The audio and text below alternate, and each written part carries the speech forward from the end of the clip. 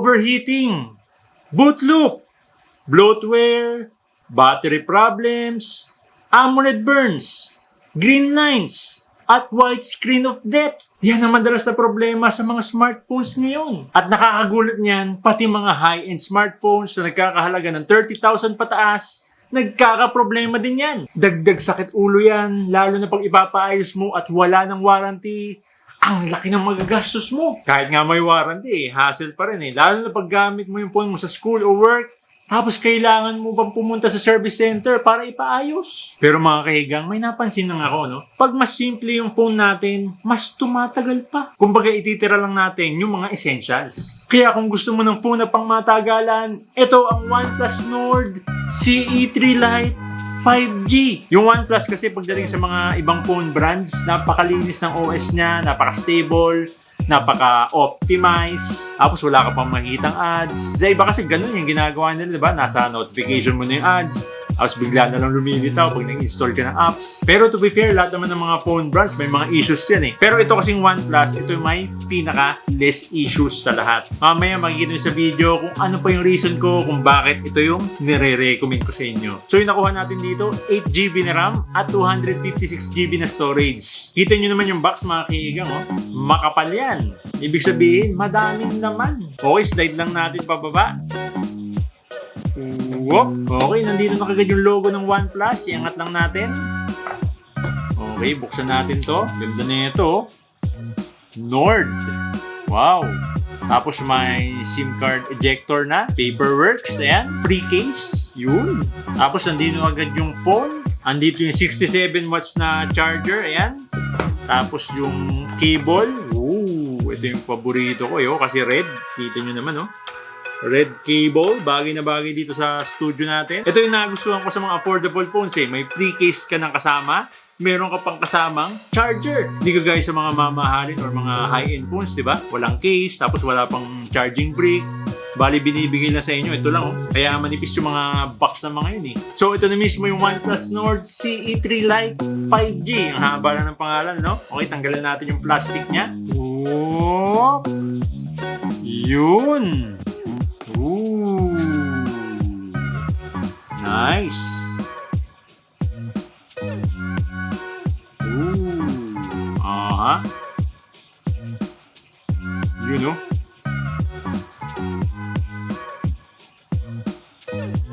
OnePlus Nord CE3 Lite 5G. Available to sa colors sa black at green. Yung nandito sa atin, yung tawag nila dito, pastel lime. Ganda ng kulay na ito, pastel lime. Pero mas maganda sana kung red, no? Para bagay sa studio natin. So, aluminum yung frame nito. Tapos, Gorilla Glass yung screen.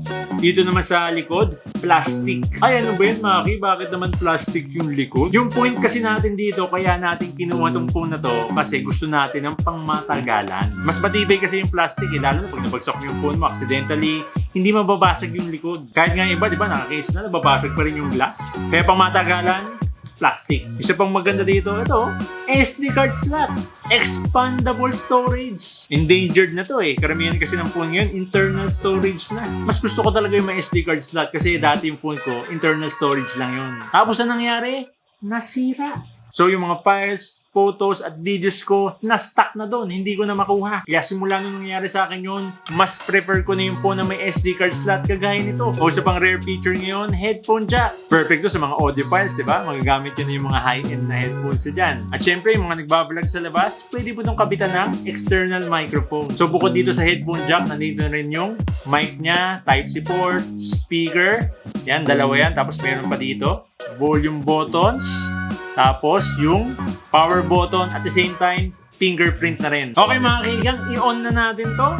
Hold lang natin yung power button sa gilid. Yun, may vibration na, oh. OnePlus. So yung screen pala nito is IPS LCD. Maki, bakit hindi ka naman nag-AMOLED? Bakit IPS LCD pa? Pag naka-AMOLED ka kasi, pwede ka magkaroon ng AMOLED burns, green tint, green lines or pink lines, at yung mas malala pa dyan, ito personally, na-experience ko to eh. White screen of death. Yan kasi yung mga kadalasan sakit ng mga AMOLED eh. At isa pang problema dyan, ang mahal magpaayos ng AMOLED display. Depende pa yan sa model ng phone mo. Nagre-range siya sa 3,000, 5,000, 10,000. 15,000 screen pa lang. Grabe no, parang bumili ka na ng bagong phone noon. Pero pag naka-IPS LCD ka, mas long lasting. Tsaka if ever na aksidente mong nabagsak tapos nabasag, madali lang ipaayos at mura pa. Pero ang ganda ng quality ng screen to mga kaigang, parang siyang AMOLED. So pwede natin itong tawaging fake AMOLED. Tapos meron tong 680 nits na peak brightness. Yung isa pa maganda dito mga kaigang, naka 120Hz screen refresh rate na to. Napaka-smooth ng scrolling natin. Ayan, no? Pero hindi nyo naman makikita eksakto dito sa camera natin kasi naka 30 FPS tayo. Pero papakita ko na rin. Di ba? Smooth lang. Tsaka ang bilis ng fingerprint scanner nito. Okay, unlock natin. Yan, nakalock siya, no? Boom! Okay. Bilis, oh. Oh. Okay, lock. Boom! Okay, bilis. Meron na itong 8GB RAM. Pero kung biting ka ba dyan, pwede mo i-expand yung RAM nito ng 4GB, 6GB, at 8GB. Pagdating naman sa camera, meron siyang 108 megapixel na main cam, 2 megapixel na macro, at 2 megapixel na depth. Yung suggestion ko lang sana dito, mas maganda sana kung ultra-wide na lang yung nilagay instead na macro. Kasi yung macro, bihira naman ginagamit yan eh. Pagdating sa camera niya, okay naman quality, lalo na pag maliwanag paligid mo. Nakakadagdag details din yung pag-enhance ng AI, pero medyo na-over-sharpening lang. Pero syempre, huwag kayong mag-expect masyado sa camera nito kasi iba pa rin yung quality sa mga high-end phones. Lalo na pag ginamit mo to sa low light, medyo mahina na to doon. Kita nyo naman yung samples natin. Sa selfie cam naman, okay lang din. Pero to be honest hindi ako pa ng mga facial smoothing. Gusto ko kasi kung ano yung itsura ko in real life, ganun din halos sa camera. Dito sa selfie cam niya, automatically nagiging opa ako Super kinis, wala ka nang makitang pores. Pagdating naman sa video, available to sa 720p 30fps at 1080p 30fps. Bali wala tong 4K. Wala din tong 60fps. Stuck ka na sa 1080p 30fps forever. Hindi lang kasi supported ng Snapdragon 695 yung higher video resolution. Kasi kung hindi naman kayo into mobile filming, okay na itong 1080p 30fps. Lalo na sa Facebook o Instagram, naka 1080p yung mga videos dyan eh. Kasi di ba magbi-video ka ng body ng barkada nyo or family nyo, naka 4K ka, 60fps, tapos i-upload mo na sa Facebook o kaya Instagram. Pagka-upload mo doon, 1080p yung kakalabasan.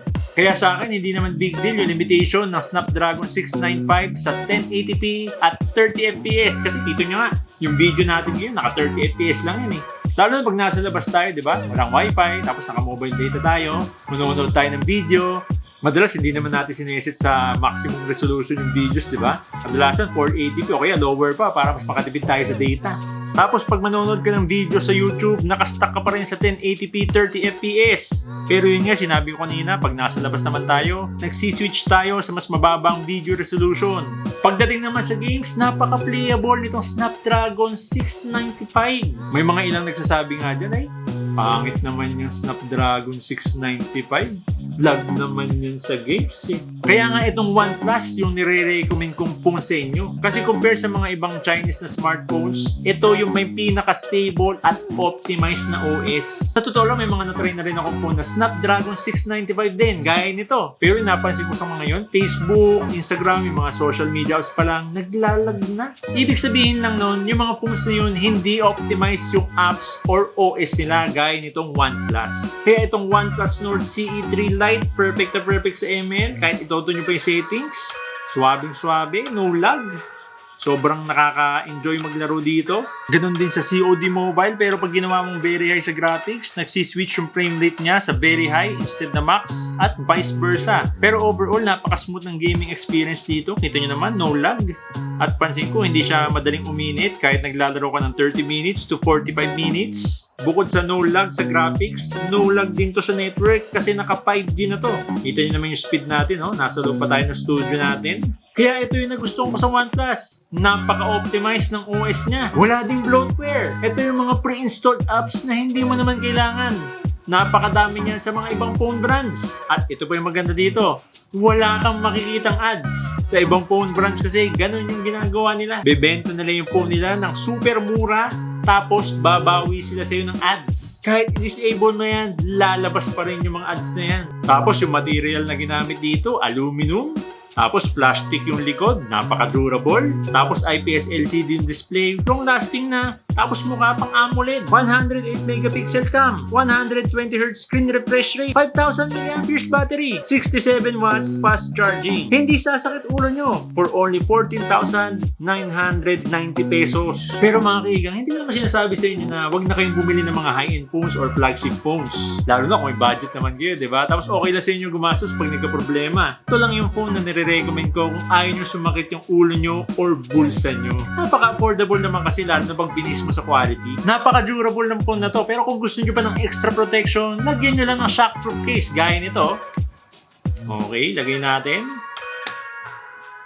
Boom! O, di ba? Bagay na bagay, oh. Ilalagay ko na lang yung link ng case doon sa pin comment o description natin sa baba. Kaya kayo mga kahigang, anong na-experience nyo sakit ng ulo sa mga phones nyo? Comment down below.